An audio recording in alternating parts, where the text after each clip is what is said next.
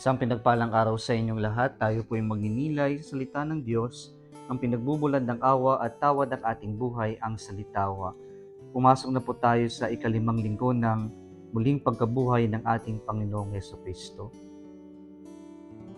Sa panahon natin ngayon, napakadali po ang maging connected at gustong-gusto natin maging connected sa ating mga minamahal sa buhay at sa mga gusto nating pakisamahan sa buhay natin. Sa pamamagitan ng social media, we get to be connected with people who are far away from us. Those people na malayo sa atin, and we can easily get connected. We can talk and we can see each other virtually sa pamamagitan po ng mga iba't ibang social media platforms na mayroon po tayo ngayon.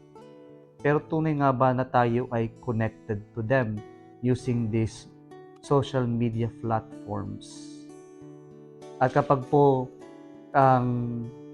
nawawala ang connection, hindi po ba parang balisang-balisa tayo o kaya naman hindi tayo maka-focus sapagkat hindi tayo connected. At ito rin po ang nais ng Diyos sa atin mula sa ating pagbasa ngayon. Jesus said, I am the true vine and my Father is the vine grower. If any of my branches doesn't bear fruit, He breaks it off. He prunes every branch that does not bear fruit, that it may bear even more fruit. Ang gusto ng Diyos sa ating imaheng ginamit niya na siya ang puno ng ubas at tayo ang mga sanga. At tayo lamang ay magbubunga kung tayo ay konektado sa puno. Mga kapatid, we can only bear fruit in our life when we are connected to God.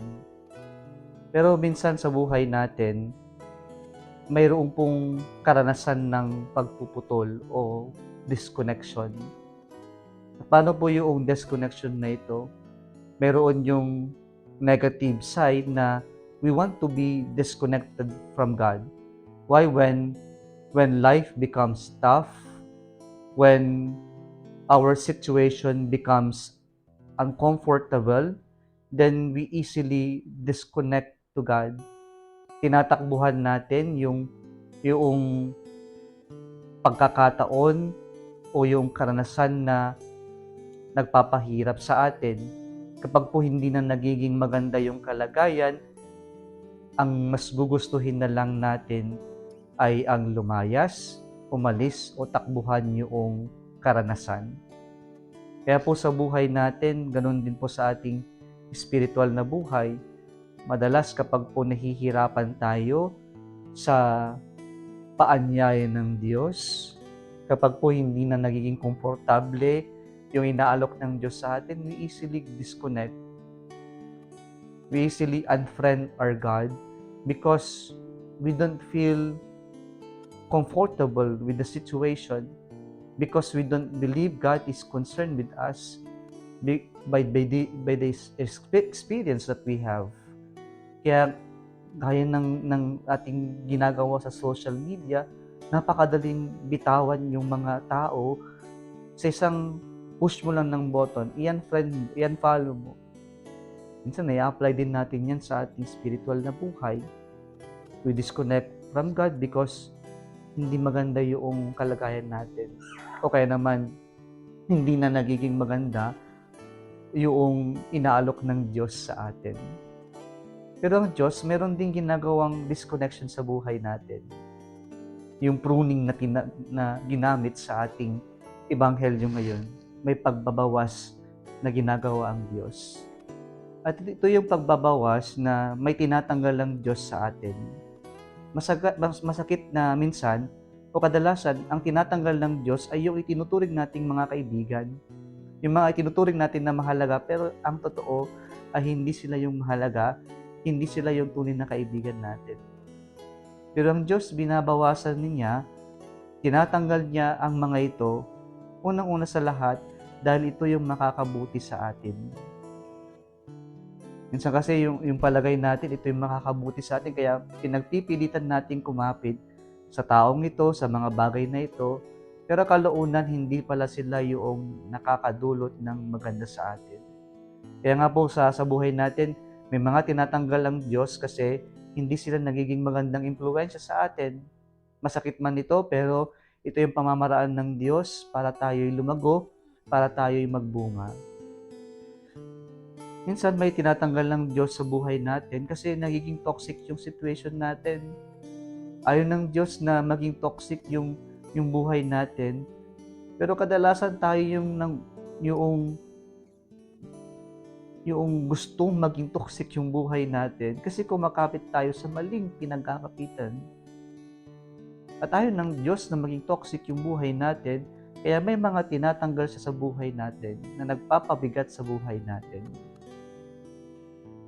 Pangatlo, may tinatanggal ang Diyos sa buhay natin dahil siguro ito yung humahadlang para makita natin yung tunay na biyaya ng Diyos.